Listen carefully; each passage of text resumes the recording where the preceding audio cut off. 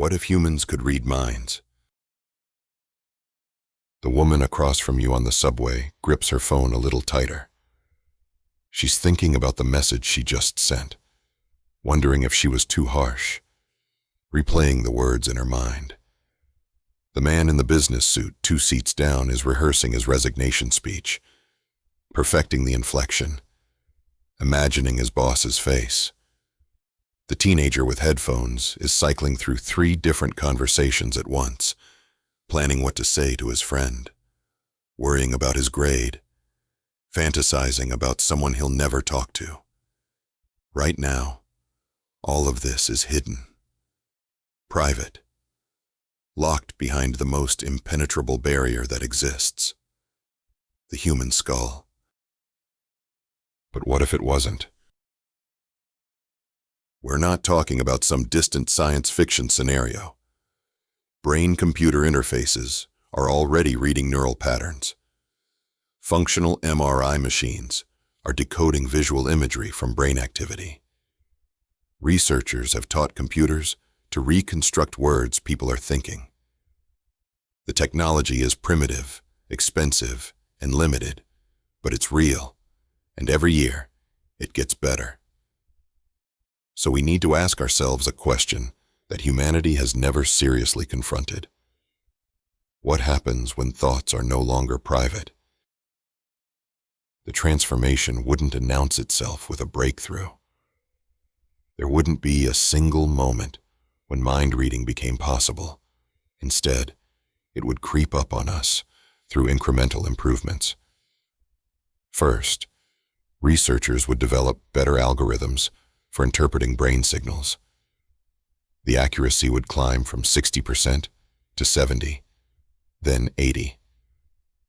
Tech companies would miniaturize the equipment, moving from room-sized MRI machines to portable headsets. The price point would drop from millions to thousands to hundreds, and then, as with every technology before it, someone would figure out how to monetize it. Picture the first commercial applications. They wouldn't be invasive or threatening. A therapy tool that helps patients communicate when words fail them. A device for locked-in patients to express themselves. Gaming systems that respond to your intentions before you move. Meditation apps that give you real-time feedback on your mental state. Productivity software that detects when you're losing focus. Marketing research companies would salivate over the possibilities. Imagine knowing exactly what consumers think about your product, not what they say they think, but what they actually feel when they see it. No more focus groups with rehearsed answers. Just pure, unfiltered reaction data. The early adopters would be enthusiastic. Tech reviewers would marvel at the responsiveness, the seamlessness of thought-controlled interfaces. But beneath the enthusiasm, something else would be growing. A quiet anxiety. Because once the technology exists to read thoughts accurately, even if it requires consent and physical contact with a device, the implications become impossible to ignore. Law enforcement would be the first government sector to push for broader applications. Police departments across the country already use polygraphs despite their questionable reliability. They deploy drug-sniffing dogs, thermal imaging, cell phone trackers. The logic would be straightforward. If we have a tool that can determine truth from deception with 99% accuracy, why wouldn't we use it? The first proposals would focus on convicted criminals, monitoring the thoughts of parolees to predict recidivism, screening sex offenders for dangerous impulses, interrogating terrorism suspects. Civil liberties groups would protest, but the counter-argument would be visceral and emotional. Don't you want to prevent the next school shooting? Don't you want to stop the next terrorist attack?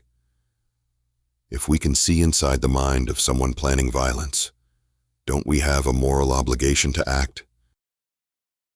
The courts would face unprecedented questions. Does the Fourth Amendment protect thoughts? Is forced mind reading a form of search and seizure? Can thought content be admitted as evidence? Legal scholars would argue both sides passionately.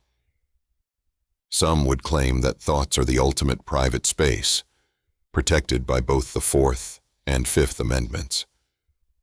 Others would argue that once thoughts are externalized through technology, they become observable actions.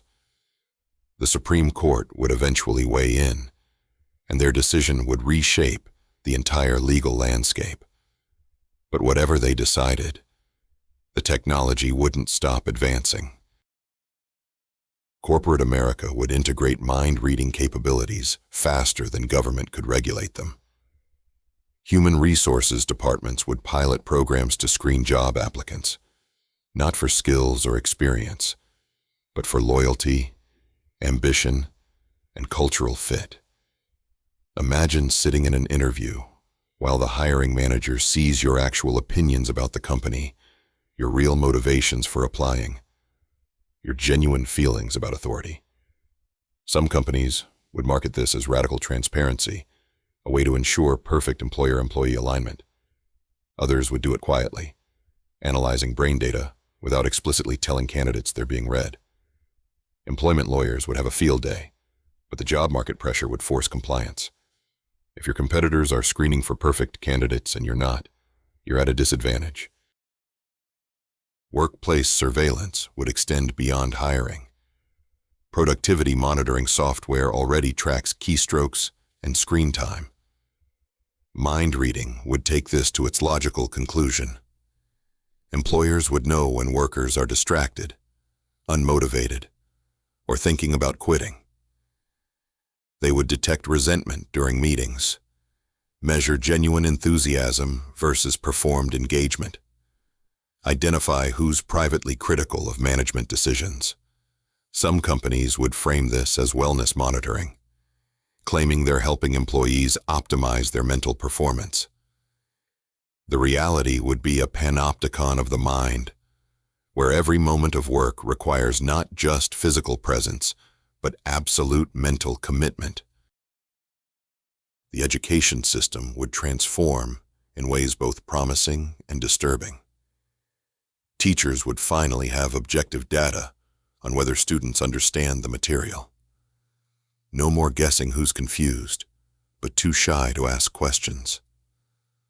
Learning software would adapt in real time to each student's comprehension level, their interest, their emotional state.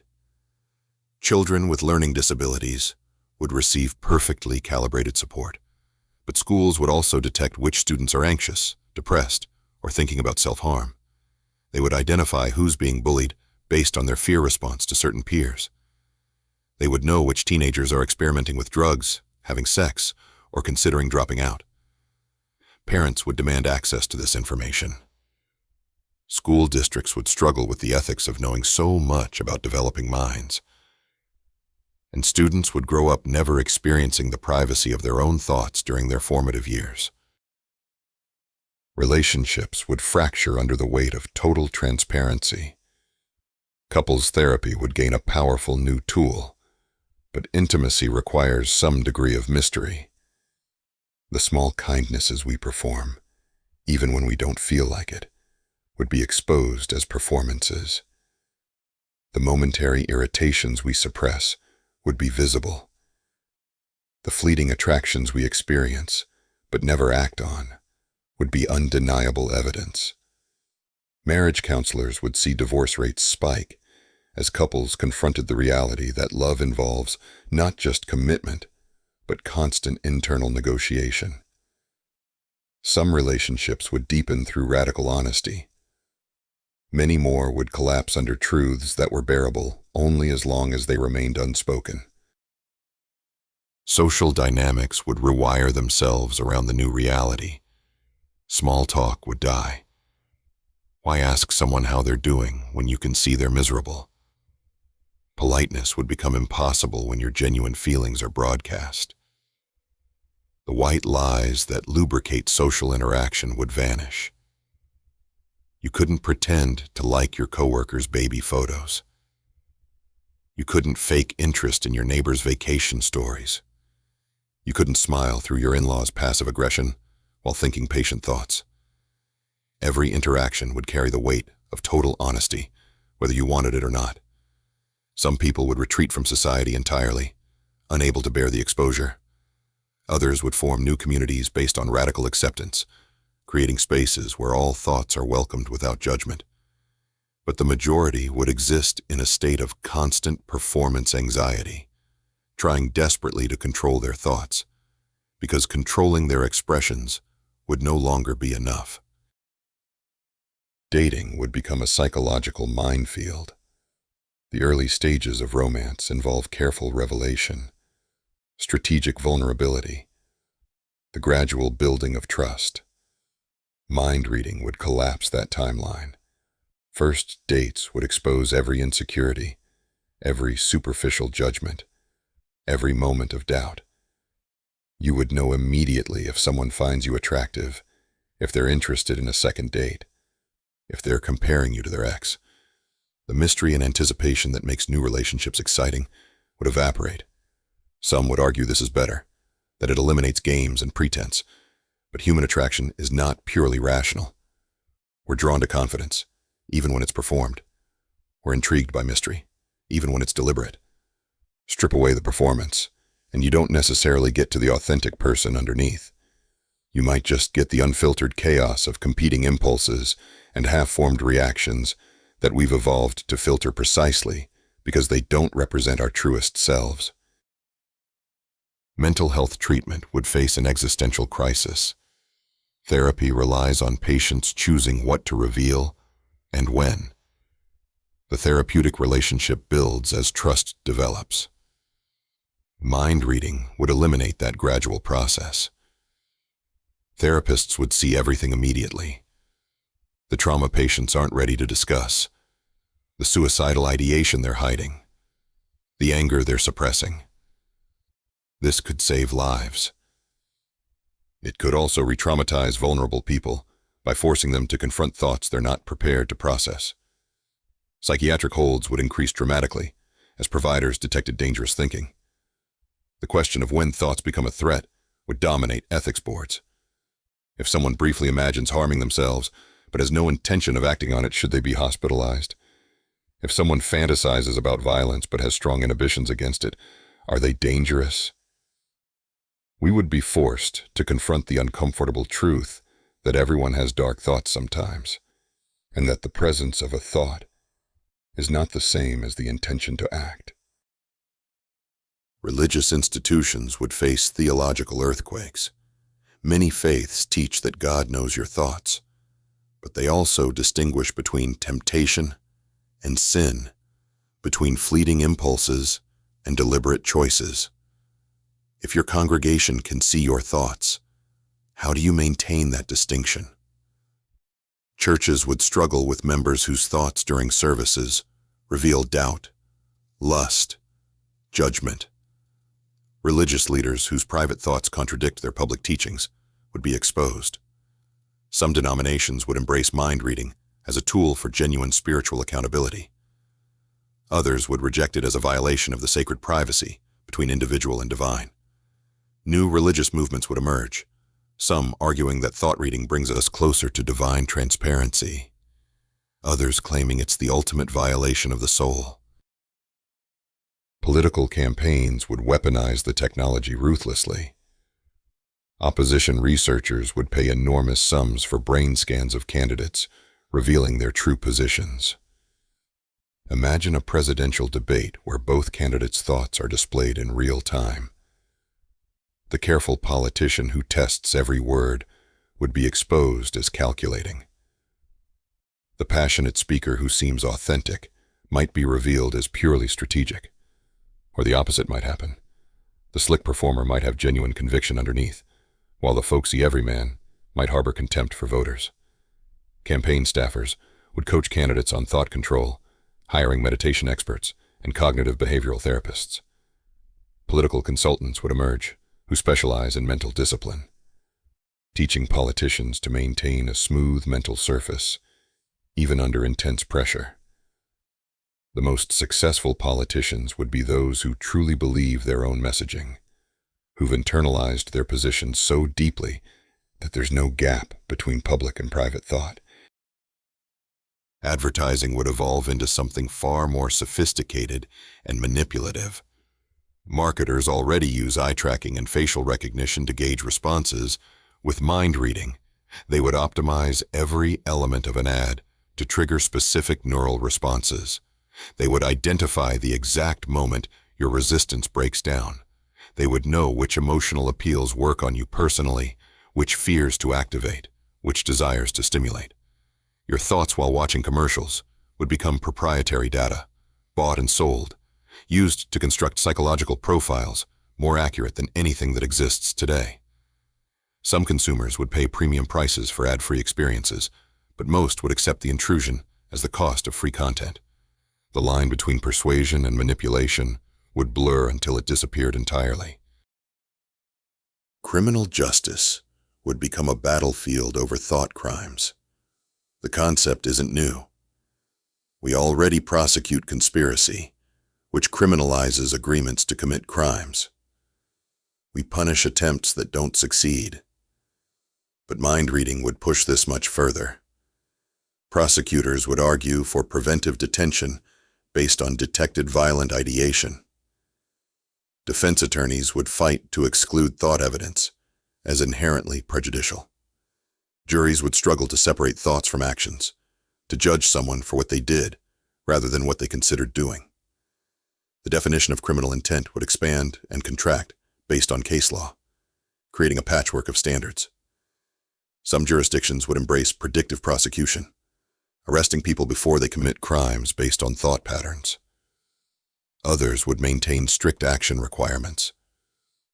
The disparity would create justice refugees, people relocating to areas where their thoughts couldn't be used against them. International relations would destabilize as nations scrambled to develop or defend against mind-reading capabilities. Diplomatic negotiations would become impossible if each side can read the other's true intentions and red lines. Summit meetings would require elaborate protocols to ensure mental privacy. Espionage would enter a new era.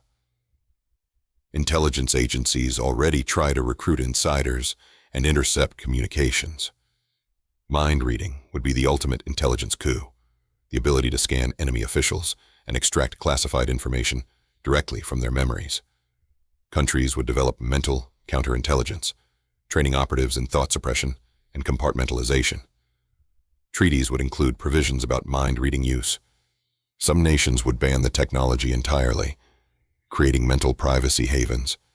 Others would mandate it for all citizens, arguing that total surveillance prevents crime and terrorism. The global divide wouldn't just be between democracies and autocracies, but between transparent societies and opaque ones. Military applications would be devastating. Soldiers already undergo psychological screening, but mind reading would take this to extremes. Armed forces would select for individuals whose thoughts under stress remain mission-focused. They would identify who can kill without hesitation, who follows orders without doubt. Interrogation would become perfectly reliable and perfectly brutal. Prisoners of war would have no mental refuge. Everything they know would be extractable. The Geneva Conventions would need new protocols for psychological warfare. What constitutes torture when you can inflict suffering purely through forced thought exposure without physical harm? Weapons systems could be controlled by thought, increasing reaction times, but they could also be hijacked if enemies can read the operator's mind. The battlefield advantage would go to whoever can both read thoughts and shield their own. Conflicts would include psychological operations designed to overwhelm enemy minds with confusion, doubt, and fear. The economy would develop a massive thought privacy industry. Just as cybersecurity exploded with the internet, mental security would become essential infrastructure. Companies would sell thought encryption technology, neural firewalls, cognitive anonymizers. The wealthy would afford the best protection, creating a cognitive class divide. The poor would have their thoughts exposed and commodified, while the rich maintained privacy. Insurance companies would demand thought scans before issuing policies, detecting health risks and risky behaviors. Banks would use them for loan applications, judging financial responsibility based on mental patterns. Credit scores would incorporate thought stability ratings. Your employability, insurability, and creditworthiness would depend partly on the contents of your mind. Medicine would advance dramatically. Doctors could diagnose mental illness with objective precision. Depression wouldn't be assessed through questionnaires, but through direct observation of thought patterns. Early dementia would be detected years before symptoms appear. Chronic pain patients could prove their suffering is real, but medical privacy would erode. Insurers would want access to thought scans to deny coverage for pre-existing mental conditions. Employers would demand cognitive health certificates. Pharmaceutical companies would develop drugs that don't just treat symptoms, but modify specific thought patterns. The line between treatment and enhancement would blur as people seek medications to improve their thoughts, make them more productive, more positive, more socially acceptable, or children born into this world would never know cognitive privacy. They would grow up monitored from birth, their developing minds tracked and analyzed. Parents would watch their toddlers' thoughts, intervening at the first sign of undesirable patterns. Schools would shape not just behavior, but thinking itself, rewarding correct thought patterns and flagging aberrant ones. Developmental psychology would become prescriptive rather than descriptive, defining optimal thought development and pathologizing deviation. Some children would adapt, learning to navigate a transparent world with grace. Others would develop psychological disorders unique to total exposure. Thought paralysis from constant self-monitoring. Cognitive fragmentation from trying to maintain multiple mental facades. Or thought nihilism from the belief that if all thoughts are visible, none have meaning. Art and creativity would suffer in ways we can't fully predict. Writers, artists, and musicians often describe a mysterious creative process, ideas emerging from somewhere beyond conscious control. If every thought is exposed, does the subconscious have room to work? If you can see your creative process in real time, can you avoid interfering with it? Some artists would find new inspiration in total transparency, creating works about the experience of exposure. But many would struggle, their creativity dampened by the constant awareness of being observed. The art world would split between those who embrace thought recording as a new medium and those who insist on the necessity of mental privacy for genuine creation. Philosophy would grapple with fundamental questions about consciousness and identity. If your thoughts can be read, are you still the author of your thoughts, or are you just the location where they occur? Does the self exist as a unified entity, or is it a post hoc narrative we construct from chaotic mental activity? Mind reading would reveal that people don't think in coherent sentences. Thoughts are fragmentary, contradictory, constantly shifting. The voice in your head that seems like you is only a small part of cognitive activity. Philosophers would debate whether revealing this undermines human dignity or finally forces us to confront what consciousness actually is. Existentialists would find new relevance, arguing that in a world of total transparency we're condemned to be free, responsible for every fleeting thought.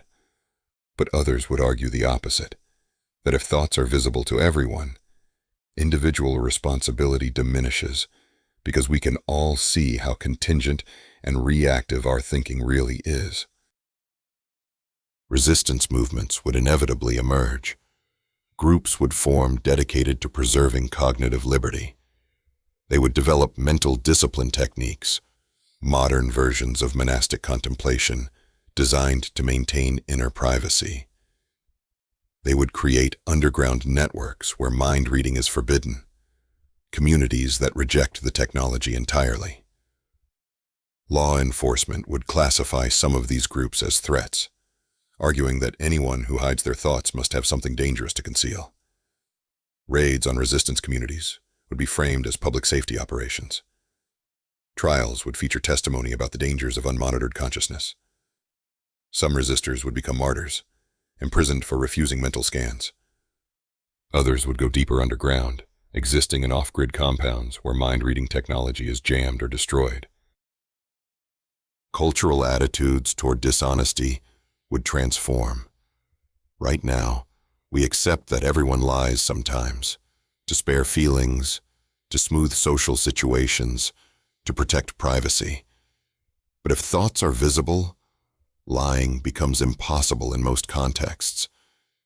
This might sound like progress, but humans have evolved to function with some degree of opacity.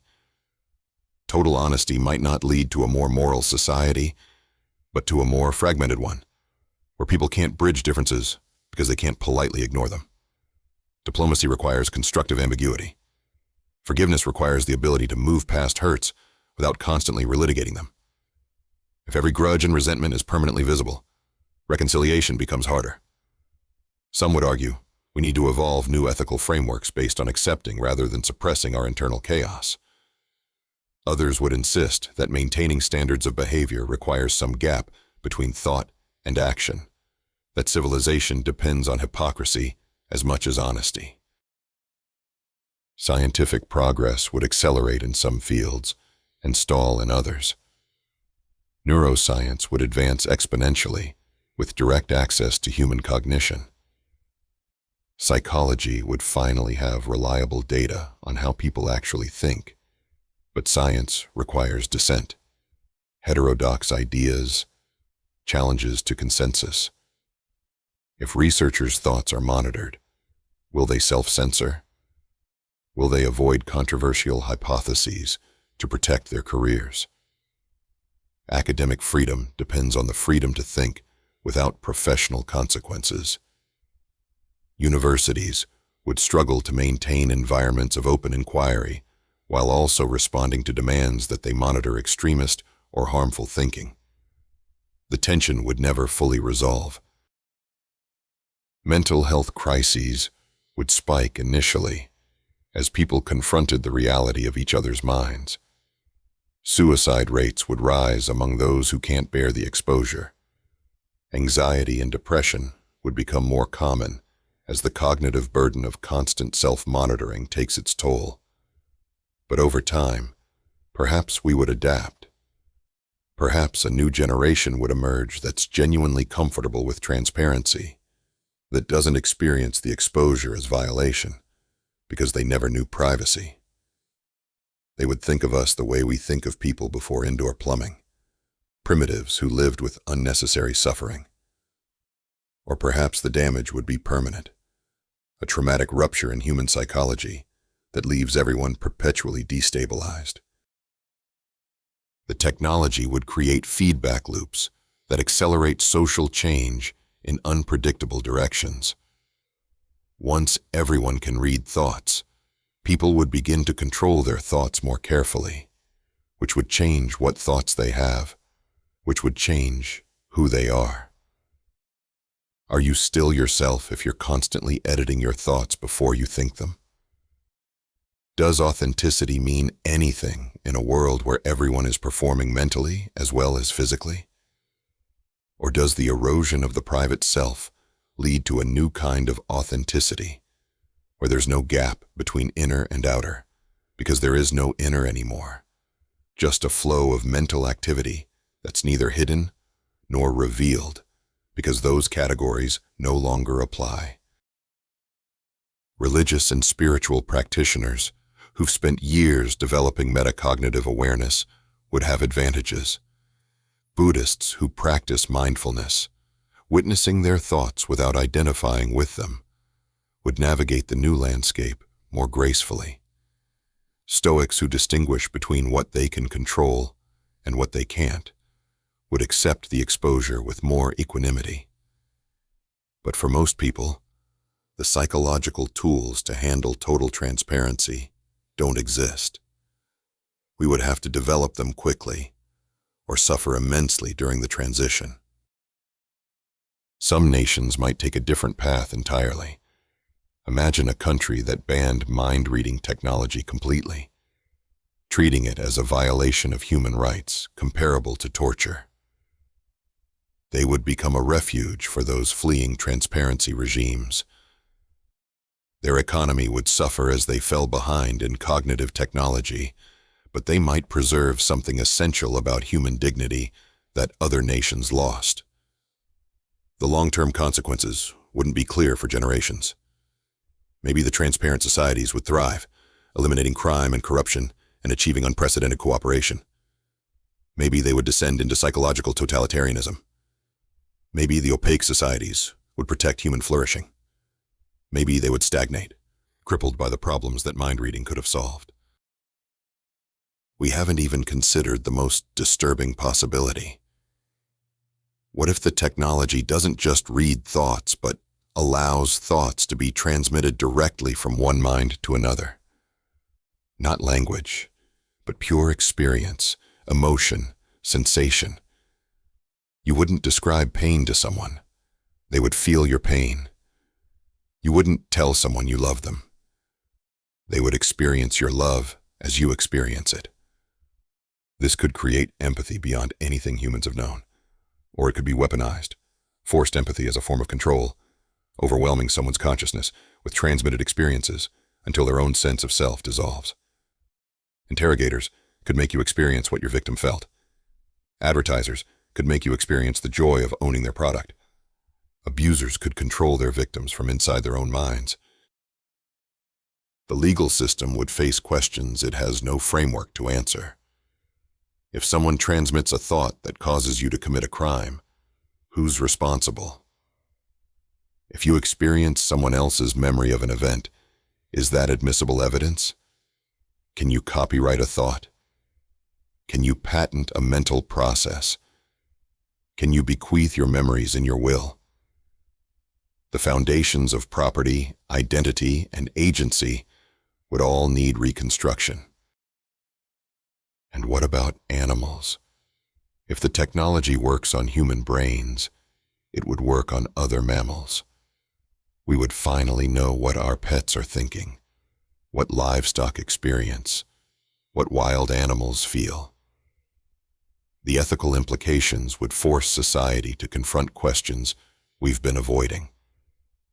Is it acceptable to eat animals once you've experienced their fear in the slaughterhouse?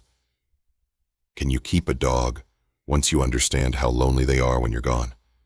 The meat industry would face existential pressure. Pet ownership would be reimagined. Conservation efforts would gain support or face backlash, depending on what we learn about animal consciousness. Some people would become radicalized animal rights activists after experiencing animal suffering firsthand. Others would rationalize it more easily, arguing that now we know animals don't suffer as much as we thought, or that their suffering is qualitatively different from human suffering in ways that make it less morally significant. Throughout all of this, the technology would keep improving. The first generation would require physical contact with scanning equipment. The second generation might work at a distance. The third might be able to read thoughts through passive observation, analyzing micro-expressions and neural patterns from across a room. The fourth might not require any special equipment at all. Just software running on your phone's camera, scanning everyone you look at. Privacy would become impossible to maintain outside of specially shielded spaces. Faraday cages would become fashionable. Homes would be retrofitted with neural dampening fields. The wealthy would build compounds where thoughts can't be read. Everyone else would live exposed. But here's the real question, the one that should keep us awake at night. What if we want this? What if the convenience, the security, the efficiency of mind-reading technology makes the loss of privacy seem acceptable? What if we trade our last refuge of freedom for the promise of perfect communication and total safety. History suggests we probably would. We've accepted every previous erosion of privacy once we got used to it. We carry surveillance devices in our pockets and install listening devices in our homes.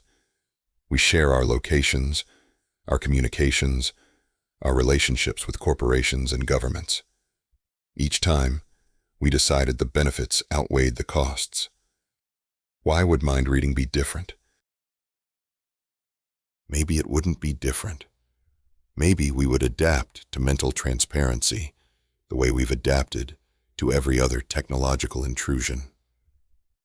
Maybe our grandchildren would laugh at our quaint concerns about thought privacy, the way we laugh at Victorian anxieties about photography stealing souls. Or maybe this would finally be the line we can't cross, the violation that breaks something essential about human consciousness. Maybe the generation that grows up without privacy of thought would be fundamentally different from every human who came before. Not an evolution, but a replacement. The answer might already be unfolding in research labs and tech companies around the world. Every breakthrough in brain-computer interfaces brings us closer. Every neural implant refined for medical use has dual potential. Every algorithm that decodes mental states is also learning how to predict and influence them. The question isn't whether humans could read minds. The question is whether we'll be able to stop ourselves from trying, and what we'll become when we succeed. Because once that technology exists, once that barrier falls, once the last private space is breached, there's no going back. You can't unlearn how to read minds. You can't restore mystery once you've seen the truth. And sitting in that subway car, surrounded by people whose thoughts are finally visible, you might find yourself missing the stranger across from you, the one who gripped her phone and worried in private, the one whose inner world remained forever unknown, the one who existed when thoughts still belonged only to the person thinking them.